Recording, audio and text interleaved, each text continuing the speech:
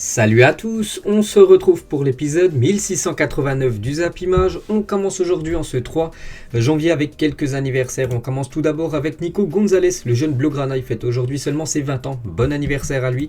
Il y a aussi le joueur ivoirien de l'équipe de Sassuolo, Jérémy Boga, qui fête aujourd'hui ses 25 ans. Une petite info concernant Jérémy Boga, parce que normalement, là c'est imminent, il devrait changer de club, il devrait signer du côté de l'Atalanta Bergame. Il va passer sa visite médicale demain à Bergame, donc ça c'est une info qui date il y a déjà quelques jours. Le transfert est estimé à 22 millions d'euros. Puis vraiment pour vous dire que c'est imminent, sa signature, on peut voir que hier, il était du côté de Bergame pour passer sa visite médicale, donc ça pourrait être officiel dans la journée, la signature de Boga du côté de l'Atalanta Bergame. Ensuite, on va parler de la Coupe de France, car hier, il y avait des matchs de Coupe de France.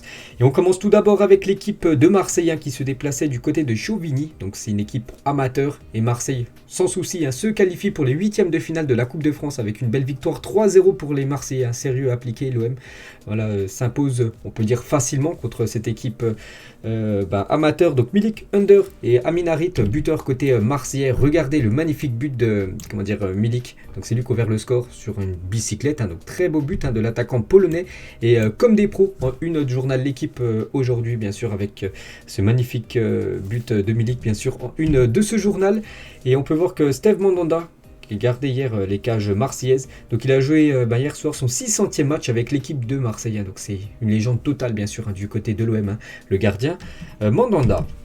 Et toujours sur ce match, donc vu que Marseille est qualifié, donc bien sûr ils ont reçu une recette par rapport à la qualification, donc l'OM a décidé de laisser à Chauvigny 50 000 euros des 70 000 euros de recettes de son 16e de finale de Coupe de France. Donc félicitations à Marseille. Pourtant dans le passé, Marseille avait été critiqué parce que des fois quand ils jouaient contre des équipes amateurs et qui s'imposaient, contre les équipes amateurs, ils gagnaient la recette, enfin ils gardaient tout simplement. Après les équipes professionnelles, ils font comme ils veulent.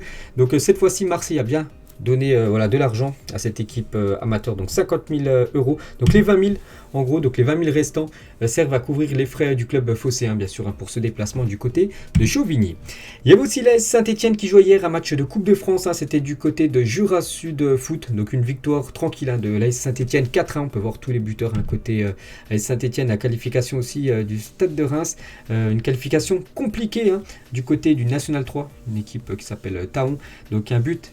L'unique buteur ça a été inscrit à la 93e minute, donc juste avant la séance des tirs au but. Donc voilà, on va surtout retenir bien sûr la qualif pour le Stade de Reims.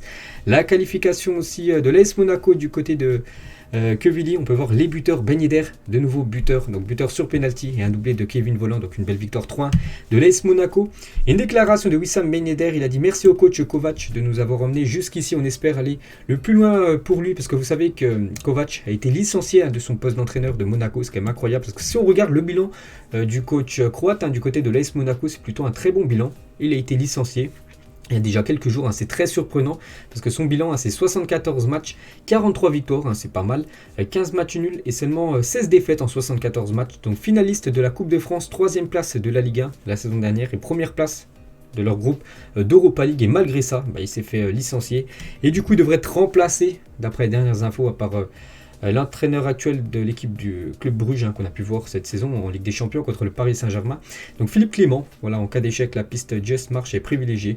Donc ça devrait être lui normalement le futur entraîneur de l'AS Monaco. Donc c'est quand même incroyable qu'il s'est fait licencier à Niko Kovac malgré son très bon bilan du côté de Monaco.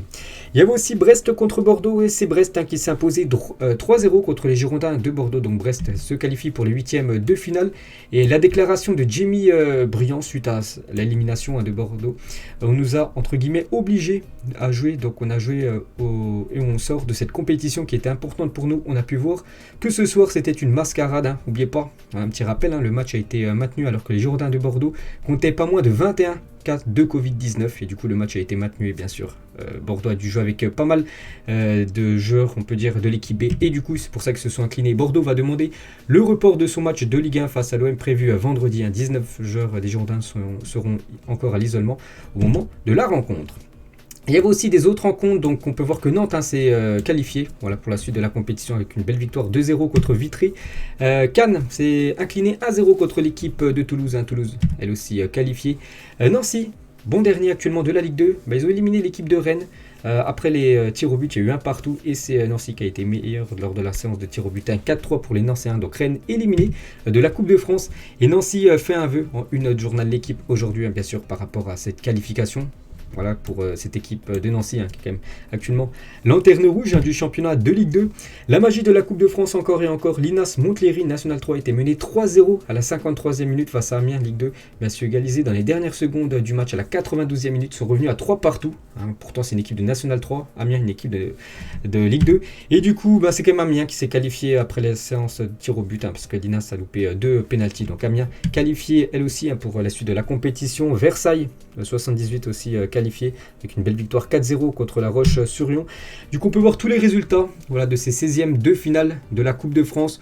Donc un match ne s'est pas joué, l'équipe est déjà qualifiée. C'est l'équipe de Nice qui devait jouer soit contre le Paris FC, contre Lyon, vu que les deux équipes sont déjà éliminées. Donc Nice qualifié. Donc il reste plus beaucoup de matchs, bien sûr.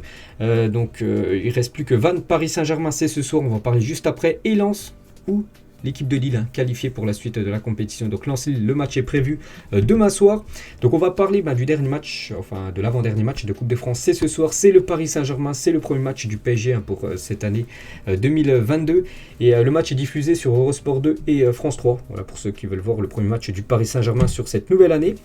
Et toujours avec le PSG, donc il y a un an, jour pour jour, Pochettino devenait l'entraîneur du Paris Saint-Germain. Vous vous souvenez, le 25 décembre, c'est Thomas Tuchel qui était licencié. Je vous parle l'année dernière. Et du coup, quelques jours après, on apprenait que c'était Mauricio Pochettino, l'entraîneur du Paris Saint-Germain. Donc ça fait déjà un an, jour pour jour, qu'il est coach du Paris Saint-Germain, Pochettino. On va parler de Léo Messi. Donc actuellement, il est positif au Covid-19. Messi, bien sûr, n'est pas présent ce soir pour ce match de Coupe de France. On peut voir que Juan Bernat et aussi Sergio Rico, ils ont aussi le Covid. Donc bon rétablissement à tous ces joueurs. Et Pochettino, il l'a dit, Messi est en contact avec notre staff médical. Pourra-t-il jouer contre Lyon? Parce que le prochain match du Paris Saint-Germain, c'est un match de Ligue 1, c'est un match contre Lyon. Donc un gros match. Il a dit, je ne sais pas, il ne pourra pas voyager en France tant que son test sera positif. Donc il est incertain pour le prochain match. Voilà, ce gros match contre l'Olympique Lyonnais. Léo Messi. Des nouvelles de Neymar qui nous souhaite une bonne année 2022, bonne année aussi aux joueurs brésiliens. Et concernant son retour, donc le PSG annonce que Neymar est autorisé à rester au Brésil jusqu'au 9 janvier. Donc on peut voir qu'il est toujours en béquille, Neymar du côté du Brésil. Donc il devrait normalement reprendre l'entraînement d'ici 3 voire 4 semaines, donc fin du mois de janvier. Donc voilà, Neymar et Léo Messi, toujours en Amérique du Sud. On va parler de Kylian Mbappé. Donc lui, il est bien en France. Il devrait même jouer ce soir ce match de Coupe de France. Mbappé est maintenant libre de négocier avec le club de son choix. Parce qu'on sait que Mbappé, la fin de son contrat, c'est en juin 2022. Et actuellement, il peut signer un pré-contrat avec n'importe quel club au monde, bien sûr, Kylian Mbappé. Et El Chiringuito TV, donc c'est une émission en Espagne, vous souhaite à sa manière une bonne année 2022. Donc ils ont mis un petit compte à rebours. Quand il restait quelques secondes avant la nouvelle année. Et regardez, la pendule, c'était quoi? C'était la tête de Kylian Mbappé. Donc incroyable, bien sûr.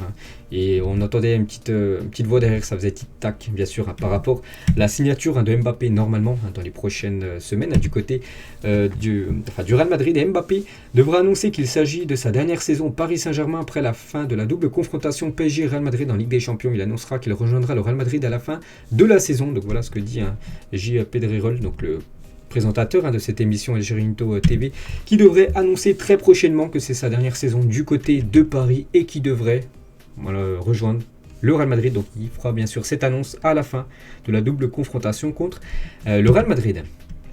Et Florentino Pérez prépare une prime à la signature de 40 millions d'euros pour Kylian Mbappé du côté du Real. Bien sûr, une grosse prime à la signature.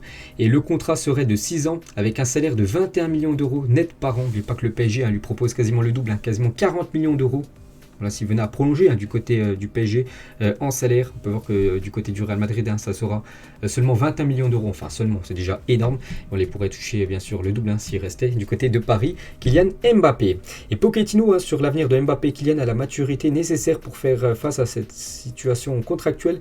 Nous ne pensons pas que c'est un problème. On espère qu'il va rester encore plusieurs années au Paris Saint-Germain, qu'il va continuer à avoir le rendement qu'il a eu jusqu'à présent, bien sûr, vu qu'actuellement c'est lui le meilleur joueur du PSG depuis le début de la saison. Donc on prend maintenant la direction de l'Angleterre et on va parler de ce magnifique match hier entre Chelsea et Liverpool, le deuxième contre le troisième, bien sûr, c'était un match fascinant, surtout une première mi-temps de haut vol, et on peut voir déjà le score final de partout, Merci messieurs pour ce spectacle, vraiment très très gros match, bien sûr, vu que c'est un match entre deux grosses équipes anglaises, donc à couper le souffle, surtout la première mi-temps. Voilà, tous les buts ont été inscrits en première mi-temps. Donc l'équipe de Liverpool menait 2-0 et l'équipe de Chelsea est revenue à 2 partout. Donc score match nul plutôt logique entre ces deux équipes. Et on va parler tout d'abord de Sadio Mané. Donc en ouvrant le score contre Chelsea, Mané met fin à une série de 7 matchs sans marquer en première ligue. Il avait du mal à marquer actuellement Sadio Mané. Donc enfin, surtout de nouveau buteur. Le joueur sénégalais, c'est la 10e saison consécutive que Sadio Mané inscrit 10 buts minimum, toutes compétitions confondues. Donc voilà, depuis la saison 2012-2013 jusqu'à cette saison 2021-2022, il marque au moins minimum 10 buts par saison. Sadio Mané à toute compétition confondue. Et toujours avec lui, donc Edouard Mendy, donc le coach, le gardien de Chelsea, Sadio Mané, donc l'attaquant de Liverpool, ont quitté Londres ensemble ce soir après le match hier, Chelsea-Liverpool. Les deux Sénégalais s'envolent actuellement pour rejoindre leur sélection et ainsi disputer la Coupe d'Afrique des Nations 2021 qui va commencer bien sûr très prochainement. Concernant Salah, lui aussi un dernier match avant de rejoindre la CAN, pour disputer bien sûr cette compétition avec l'Égypte. Donc lui aussi buteur, donc il est impliqué sur 25 buts en première ligue cette saison, donc 16 buts et 9 passes D pour Mohamed Salah qui fait actuellement une grosse saison. Pour moi actuellement c'est lui le meilleur joueur du côté du championnat anglais. Personne ne fait mieux dans le top 5 européen et 113 buts en première ligue pour Mohamed Salah, c'est énorme quand même le nombre de buts inscrits par l'attaquant égyptien. Il est impliqué dans 200 buts depuis son arrivée à Liverpool, 229 matchs, 148 buts, là c'est toute compétition confondue. On ajoute en Ligue des Champions, la Carabao Cup, tout ça. Donc 113 en Première Ligue et 148 toutes compétitions confondues. On peut ajouter aussi 52 passes décisives. Voilà, donc il est impliqué sur 200 buts en 229 matchs. Donc vraiment un rendement énorme pour Mohamed Salah. Et à noter aussi que Trent Alexander-Arnold qui a délivré une passe D hier pour Salah. Donc il a fêté hier son 200e match déjà avec Liverpool, alors qu'il est très jeune, et Fabinho lui a célébré son 100e match de Première Ligue avec les Reds. On va parler cette fois-ci côté Chelsea. Et peut-être certainement le meilleur joueur, c'est Mateo Kovacic. Il a été énorme, en plus c'est lui qui a permis à Chelsea d'avoir l'espoir, vu que c'est lui qui a inscrit le but du 2-1. En plus il a marqué un magnifique but, donc Kovacic a dicté le tempo du match de Chelsea d'une main de maître. Kovacic, appréciation tweet, bien sûr, grosse prestation de l'ancien joueur du Real Madrid, Kovacic. Pourquoi Lukaku n'était pas présent, il n'a pas joué, pourtant il était disponible, Lukaku. Donc Thomas Tuchel envisage d'écarter Lukaku pour le match face à Liverpool après ses dernières déclarations, et ça a été officiel quelques heures après. Donc Lukaku n'est ni titulaire ni sur le banc de Chelsea pour affronter Liverpool. Ce que j'en avais parlé, c'était avant-hier, que Lukaku avait fait pas mal de déclarations qui se sentaient pas super bien du côté de Chelsea, que son rêve c'était de retourner du côté de l'Inter, et du coup Thomas Tuchel n'a pas du tout apprécié les déclarations de Lukaku. Donc il a dit c'est devenu trop gros, trop bruyant, si près du match. J'ai donc décidé de protéger la préparation du match contre Liverpool hier. Bien sûr qu'on a parlé 2 fois, mais après ça, on a réalisé que ça avait pris trop d'ampleur. C'est pour ça qu'il a préféré écarter le joueur belge pour ce gros match hier. Et Thomas Tuchel a annoncé qu'il s'entretiendra dès demain, donc aujourd'hui, avec Lukaku pour discuter de son avenir. Parce que s'il veut vraiment retourner du côté de l'Inter, Chelsea pourrait peut-être le vendre de ce futur mercato, dès ce mercato hivernal. Il y avait aussi Arsenal contre Manchester City, et c'est Manchester City qui s'imposait 2-1 du côté de Arsenal. On peut voir tous les buteurs de cette rencontre. Donc Manchester City a gagné le match grâce à Rodri à la 93e minute, donc dans les dernières secondes de la partie, et 11e victoire de suite pour Manchester City qui conforte sa première place. C'est incroyable, 11 victoires d'affilée pour City qui roule actuellement sur ce championnat anglais. Donc départ canon pour Manchester City pour cette nouvelle année 2022. Et quelle est redoutable cette équipe de Manchester City. Pourquoi ? Parce que face à Arsenal, City n'a cadré que 2 frappes. Donc tout simplement la première lors de l'égalisation de Riyad Mahrez sur penalty, partout, la seconde lors du but victorieux de Rodri dans le temps additionnel. Seulement 2 tirs cadrés, 2 buts pour cette équipe de Manchester City. Pour revenir sur Riyad Mahrez, donc buteur sur penalty. Donc on peut voir sur ces 5 derniers matchs, à chaque fois buteur Riyad Mahrez, en très grande forme avant de jouer cette CAN avec l'Algérie. Donc parfait pour Riyad Mahrez. Et on peut voir quelques photos de Rodri.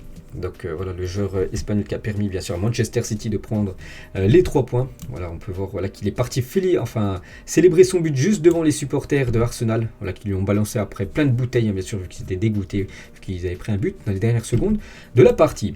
Il y a une semaine, Pep Guardiola se plaignait que la Première Ligue n'autorise que 3 changements au lieu de 5 dans les autres championnats européens. Sur les 3 derniers matchs, le coach de City n'a fait que 2 remplacements au total sur 9 possibles. Voilà une petite info surprenante sur Pep Guardiola. Et toujours avec lui, donc il félicite quand même Arsenal, il a dit félicitations Arsenal. Ils étaient meilleurs, on a affronté une équipe qui a du mal à être dans le top 4 de la Première Ligue ces dernières années, qui a commencé la saison tout en bas. Aujourd'hui, ils sont dans le top 4, ça qui a fait une belle partie à cette équipe de Arsenal. Et voilà, on va dire que Manchester City a été plus efficace que les Gunners ce week-end. Et concernant Bukayo Saka, donc c'est le premier buteur de l'année 2022 en Angleterre, vu que ce match avait lieu samedi en tout début d'après-midi, donc c'est lui qui a inscrit le premier but de l'année. Bukayo Saka, donc voilà, on peut voir son but malgré la défaite de Arsenal. Et Bukayo Saka continue d'être décisif cette saison en Première Ligue, déjà 5 buts et 4 passes D pour le jeune anglais. Lacazette, il a dit, il y a beaucoup de frustration sur certaines décisions, sur toutes les décisions du match, les cartons qu'il nous a donnés. J'en ai même pas vu autant que ça de leur côté. Pourtant, c'est les mêmes fautes, cela fait partie du football et de la VAR. Donc bien sûr, énormément déçu Lacazette par rapport à cette défaite. Il y avait aussi Watford contre Tottenham et victoire des Spurs 1-0. C'est Sanchez, l'unique buteur du match, en plus un but dans les dernières secondes du match, donc belle victoire de Tottenham.